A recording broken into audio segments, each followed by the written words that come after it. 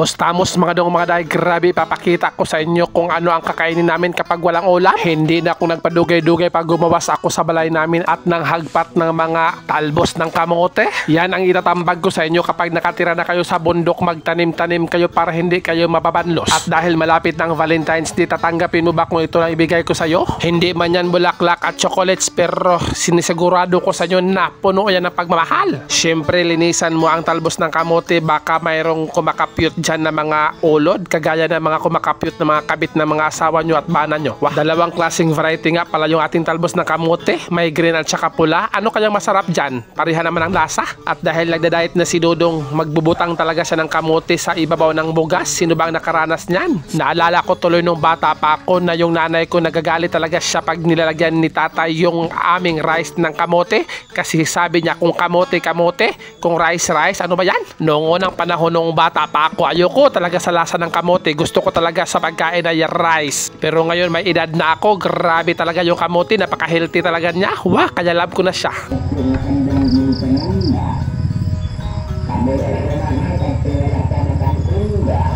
Bakit nga ba maraming masasaag dito na nagbibinta ng mga tamban? Sinasabi pa nila na ang tamban nila kasi laki ng bangos at preskong-presko pa talaga.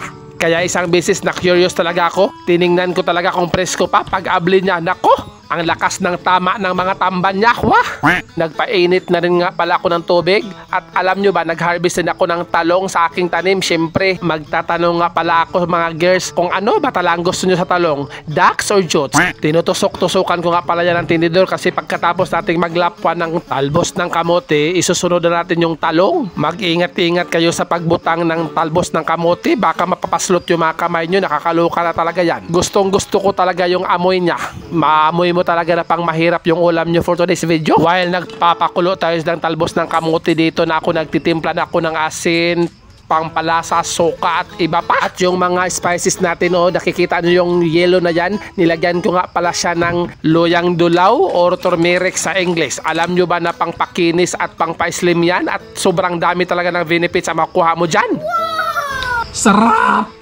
At inablihan ko nga pala tong nilapwahan nating talbos ng kamuti at tinikman ko kung naluluto na ba talaga yan, kaya tiniliwan ko na talaga yan. Grabe, approve na at lutong-luto na siya mga dong mga day, kaya hinaon ko na yan at nilagay ko yan sa ganyan para yung mga sabaw niya ay matsutsurbaluik-ik na yan. At pagkatapos ay sinunod ko na ito mga talong na ducks and jutes. Grabe na talaga yan, para panglapwan na yan. Gusto ko sanang ihawin yan pero nakakakapoy talaga, lalabas na naman at mag-aano naman, maghahaling na naman tayo at gamit naman tayo ng uling. At dahil kumukulo na yung ating talong, ayan o, luto na yan at hinaon ko na talaga siya at naglagay naman ako ng kawali. Hinahaon ko na talaga ang talong para mabubugnaw na talaga siya, while yung kawali ko ay dinagyan ko na yan ng maraming mantika. At dahil meron kaming nabili sa tabo dito sa Trinto, maraming buwad dito na nukos, ang ganda talaga at ang sarap talaga niya at ang lami-lami at ang humot-humot talaga.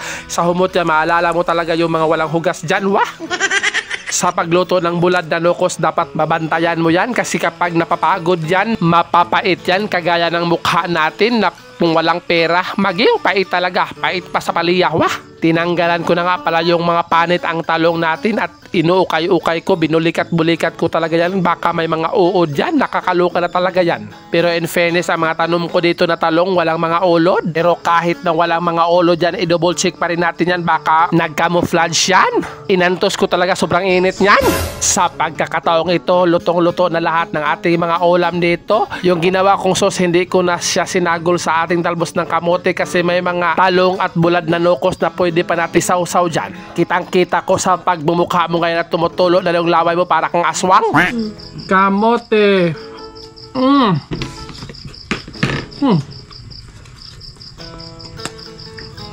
Talbos sa kamote, sausaw mo yan sa ginawa mong sauce kanina. Hindi mo pwedeng isagol yan kasi maaaslo yan at maluluto at malalata talaga yung ating talbos ng kamote. Kaya ito na lang.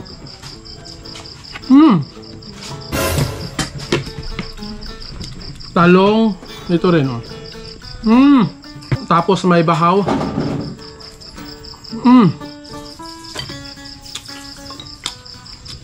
Pusit, bulad pusit. Grabe, ang sarap nito. Sa suka.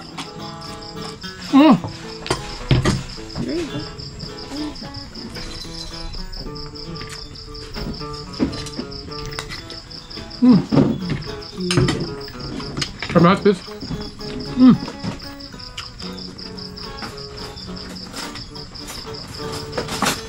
Ito kinurus mo na? Talong. Ano ba? Ew. Nice job. Sarap. Grabe. At salamat sa panonood. Bye-bye.